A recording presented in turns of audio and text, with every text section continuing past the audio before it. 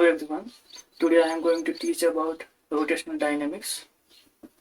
Here are some objectives we will cover in our chapter. The first one is we will discuss about the equation of motion for rotation. After that we will compare the equation of motion for rotation with that of linear motion. Then we will discuss about rotational kinetic energy, and from there we will define moment of inertia, and also we will discuss about radiation of gyration.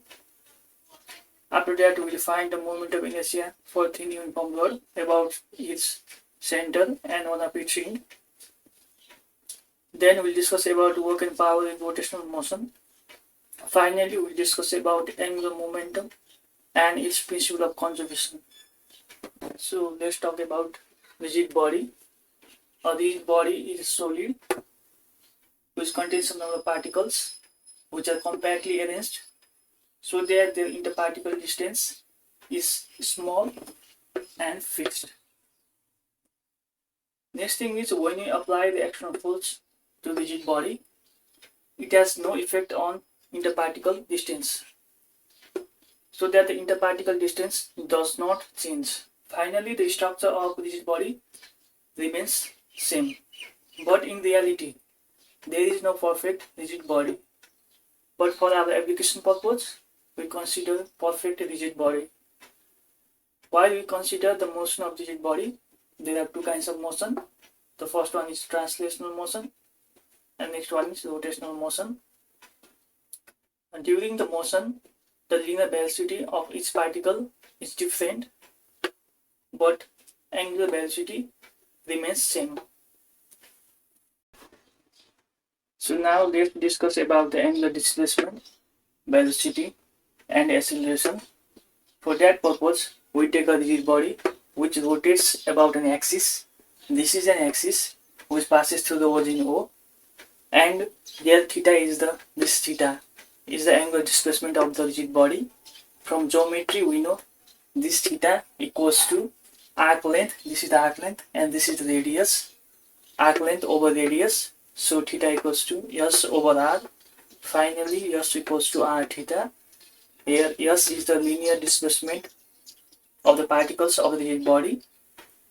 Also, this is the relationship between linear displacement and angular displacement.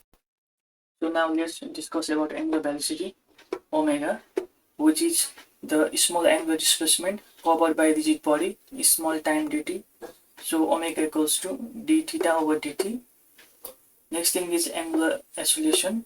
If there is change in angular velocity omega, we can find angular acceleration. So alpha equals to d omega over dt. We know the value of omega, which is d theta over dt. If you plug the value of omega into this equation, and finally we get alpha equals to second derivative of theta with respect to time. So now let's discuss about the relationship between the linear motion and rotational motion. The first expression, which we have already derived in the earlier part of the lecture, S is the linear displacement, theta is the angular displacement, and R is the radius of the path. Next thing is linear velocity, which is change in linear displacement over small time dt. Here S equals to R theta. Here R is constant, so there is only change in theta. Finally, d theta over dt is nothing but angular velocity omega, which we have discussed earlier in the lecture. So V equals to R omega. And this is the relationship between the linear velocity and angular velocity omega. Next thing is linear acceleration, which is change in linear velocity over small time dt, and same thing, the R is constant, there is only change in omega, so d omega over dt. This is nothing but angular acceleration. So this is the relationship between the linear acceleration and angular acceleration.